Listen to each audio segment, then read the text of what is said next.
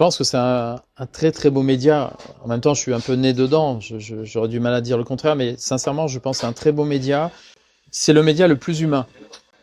L'audio envoie toutes les émotions.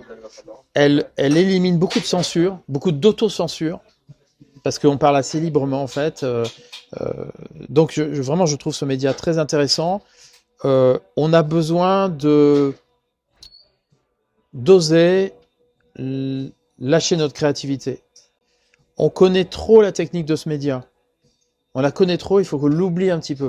Enfin, c'est compliqué parce qu'il ne faut pas tout oublier. Il y a des mécanismes d'efficacité, d'intérêt pour le public, etc. Mais il faut qu'on n'ait pas peur et qu'on ose dire les choses. Mais on est quand même dans une société de censure, en vrai. En vrai. On peut faire tous les discours philosophiques qu'on veut, on peut redorer les droits de l'homme, égalité, fraternité, on peut faire tout ce décorum, mais il y a une énorme pression pour se taire. Et ça, c'est très grave. D'abord, on n'est pas sur la planète pour se taire, premièrement, donc je ne me tairai pas.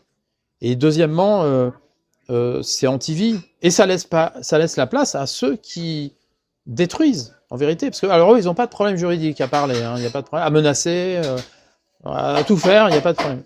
Donc je pense que la radio, elle a ce rôle très très important. On doit le revendiquer parce que on est pris par certains comme juste un support publicitaire. On va dire la sphère professionnelle, on est un support, mais on n'est pas du tout un support publicitaire.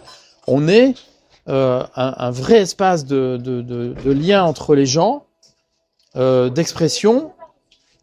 Et pour se financer, on diffuse la publicité et quelque part, on amène notre crédibilité à cette publicité. Et plus on peut diffuser des belles publicités, mieux c'est. Il y en a qui sont merveilleuses, et les publicités, franchement, il y en a... Je vais en citer une, tiens, c'est Zeiss, qui a fait des spots radio ces derniers temps. Le premier, franchement, j'avais presque des larmes dans les yeux. Il raconte une histoire avec une belle voix. Ensuite, ils en ont fait un second, et là, ils en ont fait un troisième qui passe en ce moment, qui est plus simple, plus résumé, mais on retrouve quand même cette émotion. Il y a des choses vraiment fantastiques à faire. Je trouve que dans le moment où on parle, on est dans le RSE, on essaye de se dire que peut-être nos entreprises ont quand même un rôle social.